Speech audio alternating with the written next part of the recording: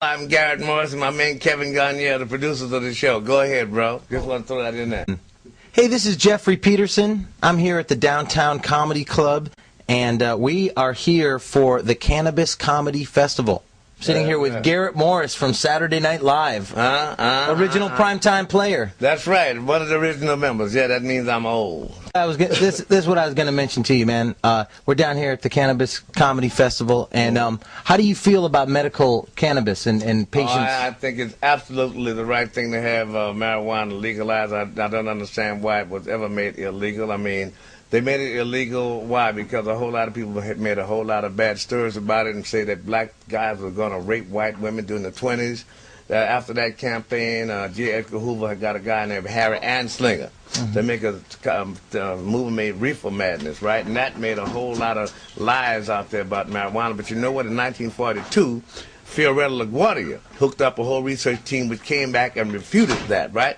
He got lambasted for it. What I'm saying is, throughout the whole history of this lie that the Federal Drug Administration has been hooking up, the real truth has been that they have always known that marijuana. Look, I'm asking you a question. Marijuana has never caused a death, right? Ever. And nobody's ever died from smoking a joint. People die from cigarettes every year, about 400,000, right? And people die from alcohol every year, about 300,000. That's legal. Nobody goes to jail. I want to ask the question, why is it that death by a drug is not the #1 reason why it gets to be made illegal, right?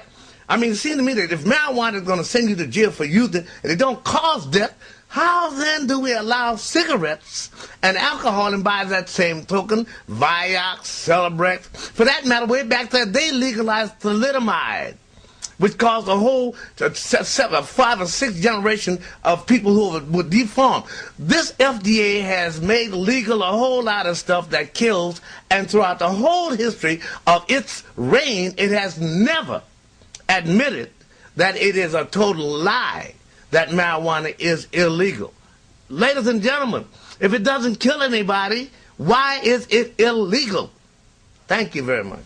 What a great statement. I mean, it's a conspiracy, for sure. Hey, for sure. I mean, look, you know what? You don't know this. In the 60s, you know that P.L.R. bought some of its some marijuana farms, right? Because they thought in the 60s it was going to be legalized.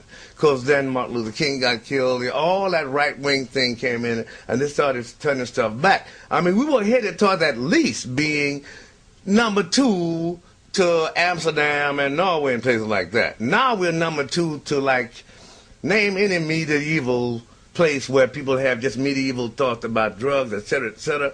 I mean, I don't understand this. These people, and this is not, look, the hypocrisy comes not only from Congress, it comes from the police department, as well as from religious organizations, because they too know that in countries where it's legal, not only is it used for medical problems, let me get to that, medical problems, but it's also brought down crime, because if you ain't arresting nobody for it, ain't no crime hooked up to it, right? So all I'm saying is, it's just like with prostitution. They know that where prostitution is legal, that at least 30% less venereal disease. Why? Because all those husbands are going, here in America, they go to those hookers, and they get venereal disease because it's illegal.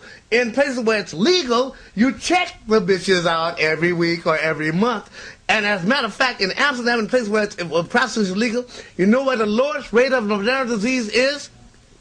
Among the prostitutes. Okay? They have a lower rate of venereal disease than the nuns, all right? Because every week, every month, they're being checked. Same thing. If you want to apply the same mentality to drugs, and you know, I'm not saying you shouldn't warn about marijuana.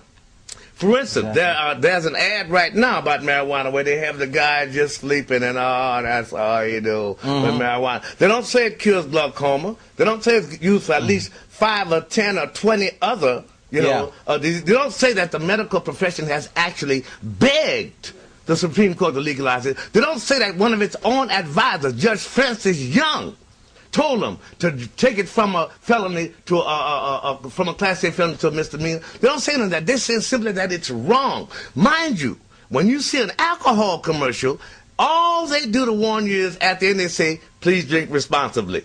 They don't say that every week every week. There is a DUI every other hour. That 10 or 12 or 14 or 15 people die every day from alcohol, and that at the end of the year you got 350,000 people who die violently from alcohol. They never put that on. And they never put on that marijuana helps the glaucoma.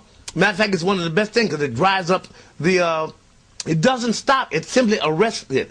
Matter of fact, you know what? In North Carolina, about 30 years ago, there was a guy.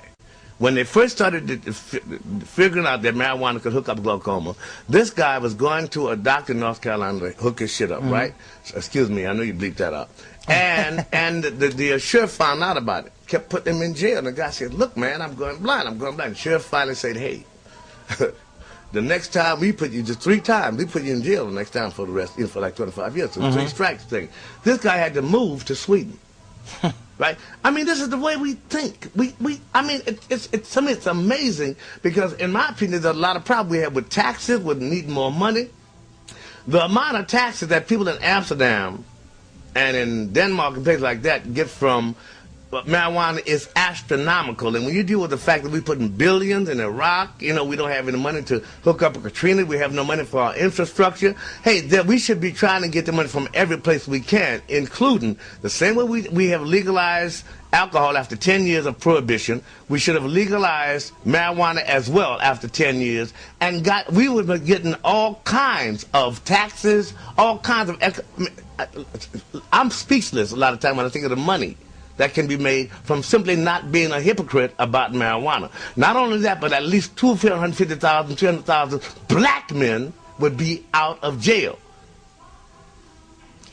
Wow, I'm really impressed with your knowledge on the subject and Well, and your passion. I mean, I'm serious. And in addition to that, tonight is a benefit for Americans for safe access. It sure is. And I have my prescription. Yes, I would probably be smoking it anyway. Yep. But believe me, I got a bullet in my spine about 14 years ago. A bullet would almost left me a quadriplegic. So although, yes, I would be smoking it illegally anyway, it does help me a whole lot. So there's a lot of things that people don't realize. If you were to have marijuana free to be sold, a whole lot of pharmaceutical drugs would not be sold anymore. Because for insomnia, for certain respiratory diseases, for a whole lot of things, marijuana is the least destructive yet effective thing. All these other things, Vicodin, all those other things, those things have deaths occurring every year, even aspirin. Did you know that? Aspirin every year has about 2,000 or 3,000 people who die because they don't know. Your kid's been taking aspirin until he's 14 or 15. When his metabolism changes in puberty, a lot of people don't know. That means he might have an allergic reaction. But there's nobody, let me repeat, who's ever died from simply smoking a joint. You can smoke a joint, sit down, and you might go to sleep and miss the program, right? But if you smoke a cigarette, ladies and gentlemen, for 2 or 3 weeks, for that matter, I know a guy, Andy Kaufman, never smoked a cigarette in his life. All he did was inhale secondhand smoke from the nightclubs he worked in. That's how dangerous. He got lung cancer from that. Nobody's ever said that about marijuana. As a matter of fact, they even say that it helps in respiratory disease. Chemotherapy is the best thing for the nausea and the malaise that follows it. I mean, what are we talking about? Hey, we're going to wrap this up. Thank you so much for talking to me. I'm Jeffrey Peterson. Garrett Morris, you're a very knowledgeable man on this subject. I wish you were running for president. That's all I could say. I love to do